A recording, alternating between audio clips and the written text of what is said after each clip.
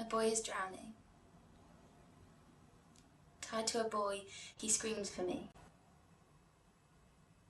A tiny speck of light glints in his eye, and it gets brighter and brighter, and he is blind. He closes his eyes and he waits for it. You close your eyes and wait for it, don't you? Don't you?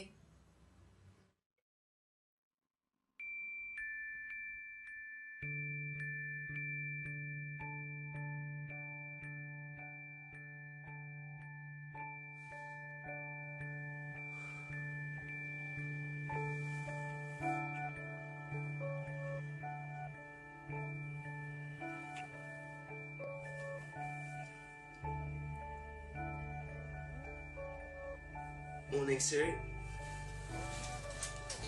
morning, Joe. It's 4:35. Thanks. What's on the to-do list for today? Finish program for planetary trajectory model. Update log X. You're going to spend all day in front of that again, are you? It's not good for your eyes, you know. I promise I'll go out when I'm finished.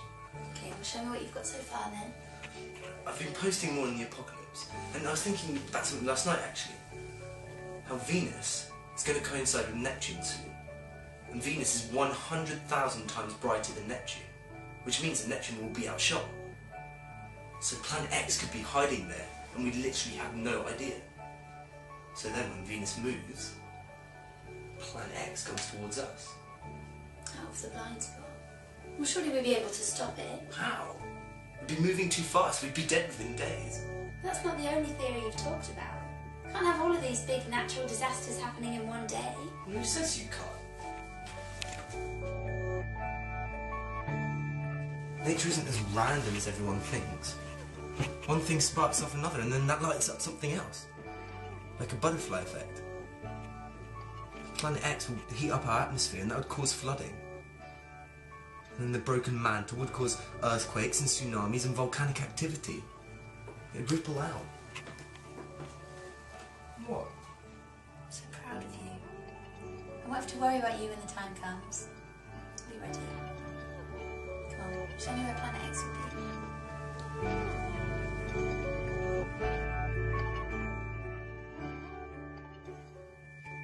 If I close my eyes, leave a tiny little gap, that's when they shine the brightest. That's when they're long rays. They shoot out really far, right to the back of my eyeballs, and then past that to the back of my head, right to here.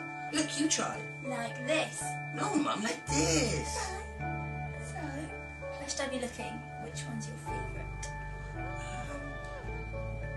That one. Good choice. That's not a star though, that's Venus. You're doing the eyes. Mr. Bossy, aren't you? What's Venus? Venus is a planet. It's named after the goddess of love and beauty. I wish I had a planet or a star named after me. I'd be the god of light, and then all the stars would be named after me. Greedy? Oh, can we play cards again? Again? Yeah, and then you can teach me the lightning fast underpass. I can tell I'm not well. Yeah.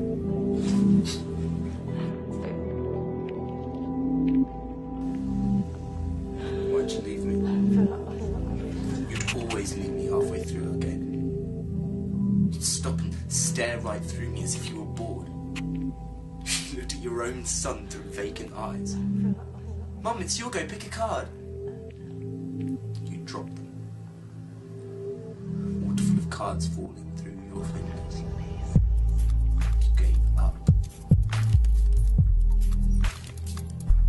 Thank you, sweetie. I was just tired. Always tired. Mummy needs some peace and quiet. Joe, go play on your own now. You weren't at peace though, were you? What did you know? Nothing. How could I? I was too young. I saw you. Staring with your beady eyes. Peeking through your fingers, watching. Sneering, judging. You're doing it now. Look at you. picking through the pieces, memories, sifting through the rubble to see what you want of me.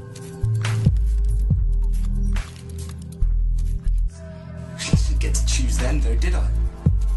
I saw it all. You couldn't hold back the silences of the crying, telling me about that black slug inside of you as if that would make it better. As if telling me a story would help me understand. You didn't even try to fake it, cover it up, or hide it once with a grin. You waited patiently, cross-legged every time for you to come back. So can't I choose now? Can't I choose the best part? Don't be so selfish. Always thinking about yourself. I only thought about you. Mummy, I want to go out. To take you away. Mummy, I want a sweetie. Mummy, let me hug you. Mummy, I'm bored. Mummy, the doctor will make it better. Range wins. You were a brat. And you are now. Look at you. Taking everything for granted. Doing nothing. Wasting time. Because you're weak. When the stars go blue, when the sun crackles and it splits at the seams, like a football does when your boy kicks it too hard, and you slip through the gap, and you're hit by rock and scattered in pieces.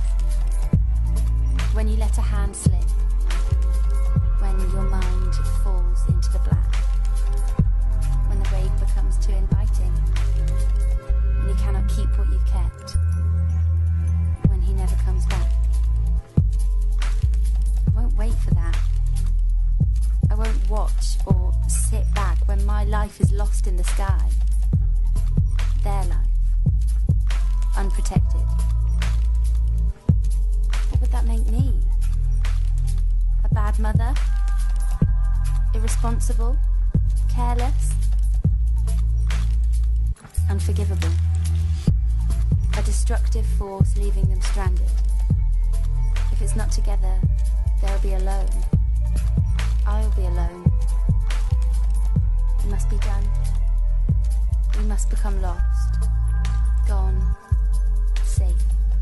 Together.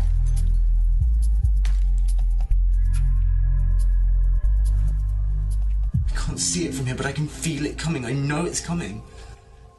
If they just look up, they'd see it. Look up! They have to look up.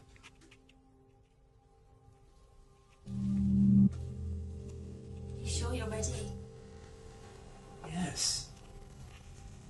Mummy's hand and I'll tell you a story. It was the only place that was deep enough. Deep enough to swallow me. I wanted to take you down there with me, and you did. I put stones in my pockets to weigh me down. They glistened in the light, glossed black. If you touched them, they'd melt, oozing and thick. I held you in my arms. I was all you needed. I was your mama. You didn't need any stones. Just my arms to push you down where it's safe. Protect you from the others. Streams of little bubbles out of your mouth. Skin turned white. Perfect. Perfect cherub. I stroked the feathers of your hair away and placed a kiss between your eyebrows. But they crumpled and you started tugging at my fingers. Then your eyes looked up, straight through me, as if you'd given up. As if you'd given up playing our games. Your eyes were vacant. You started to slip, up, up, up. I tried to grab on, I tried to hold on to you, but it wouldn't let you be with me. It took you away and you let it. Rays burnt into my eyes, but I could still hear you. Tiny gurgles. A little lake sitting in your scream, shouting. Mama, come and play. I could fit there. It was dark. I'm in the dark. I was selfish, Joe. I'm so sorry. Do you remember the story I told you? The badger, who only came out at night, and the birds and squirrels, his neighbours, who never knew about his hobby. He made and collected clocks, all sorts of watches, pocket watches and alarms. He became so intrigued by them that from sunset to sunrise he would fix their cogs, wind them and clean. Always asleep when the others were awake, awake when they were asleep. Nine, Mummy, count with me. Unable to change his routines, he felt more and more like he couldn't go out and meet them. He was so alone. He built up the courage to change this. Hey, watch me jump, Mummy, look. He decided to throw a party. It would be in 2 days' time once he finished his greatest grandfather clock. An hour before the party, he 7. was missing a cog. For the life of him, he couldn't find it anywhere. He searched and searched, 6. but it was nowhere to be found. He couldn't have a party for a broken clock. 5. It was pointless, useless. 4. He couldn't let anyone see it, 3. so he hid with it. 2. I hid. When you'd grown older, you wouldn't have loved me as much as you did then. You would have changed like all the others. Give me a chance. I could have helped and I could have fixed you. You were so young, helpless and beautiful, and I was never going to change. That's the truth. I accepted it, and you have to too. Accepted your delusions. So do you.